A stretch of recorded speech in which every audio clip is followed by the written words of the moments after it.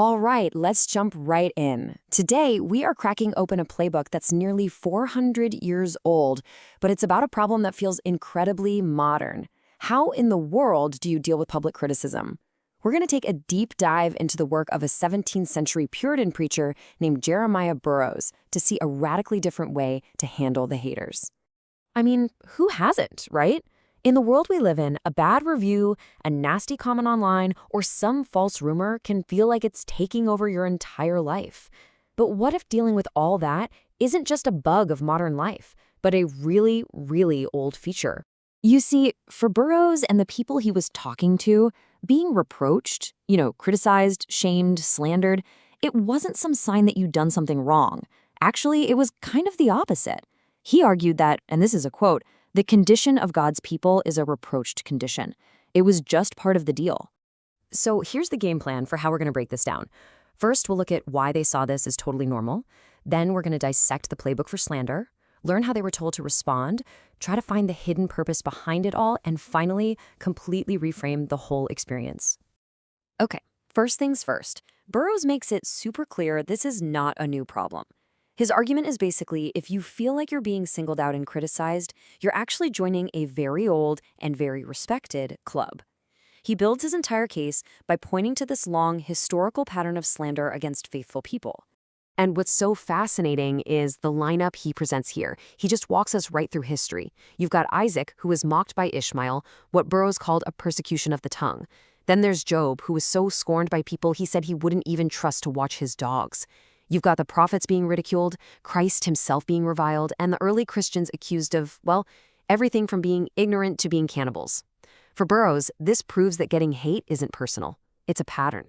So if this has been happening forever, the next big question is, why? Why do people actually go out of their way to tear other people down? And this is where Burroughs goes past the simple answers and gets into the nitty-gritty of why people act with malice.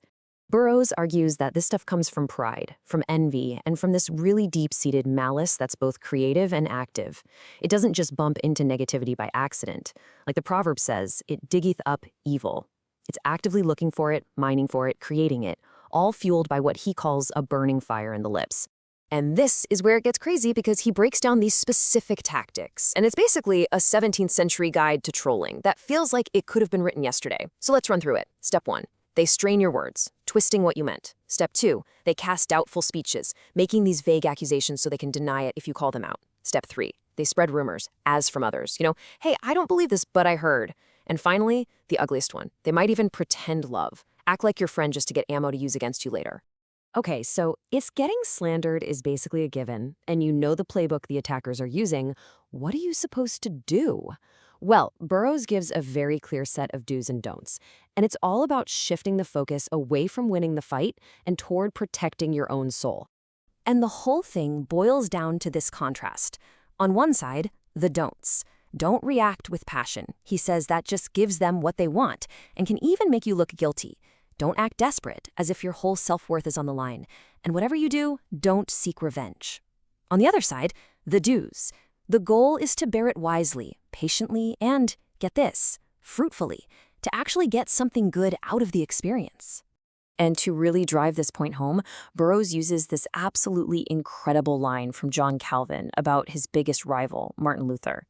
I mean, think about that. Even while being called a devil, the ideal, the gold standard, was to look right past that insane personal insult and still find the good in your opponent. That's what it meant to bear reproach well. All right, now we get to the absolute heart of the Puritan way of thinking. For Burroughs, nothing is ever random. So if God is allowing these attacks to happen, there has to be a reason, a hidden constructive purpose.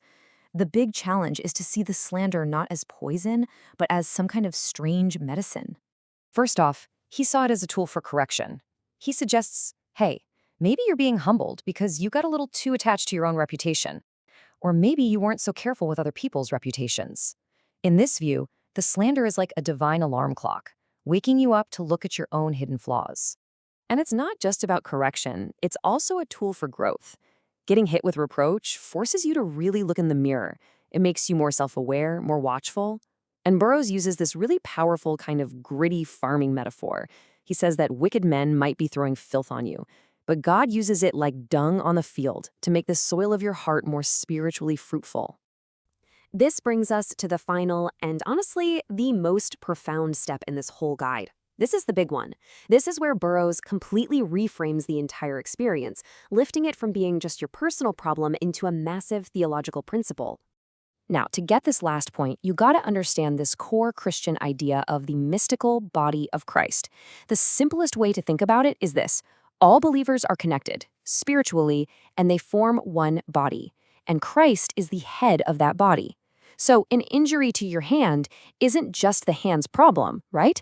The entire body feels it, and the head is directly aware of that injury. And so here is the ultimate reframe. If you are being reproached because of your faith, that attack isn't really against you. Because of that mystical union, the slander basically passes right through you and ultimately lands on Christ himself. Your personal insult becomes his. And this quote he uses just nails the final takeaway. The whole point isn't to see your suffering as your own private burden. It's to see it as a chance to share in something way bigger. To bear reproach for what you believe is, in Burroughs' view, to bear the reproach of Christ, to identify with his suffering and, in the end, with his identity. And that leaves us with a pretty challenging thought for today. In an age of personal branding, managing our online reputations, and clapping back at every single insult, this Puritan guide offers a completely different path. It's a path of patience, of self-reflection, and of finding meaning not in winning the argument, but in enduring it for a higher purpose. It really makes you ask, what do we value more, our reputation today or our character in the long run?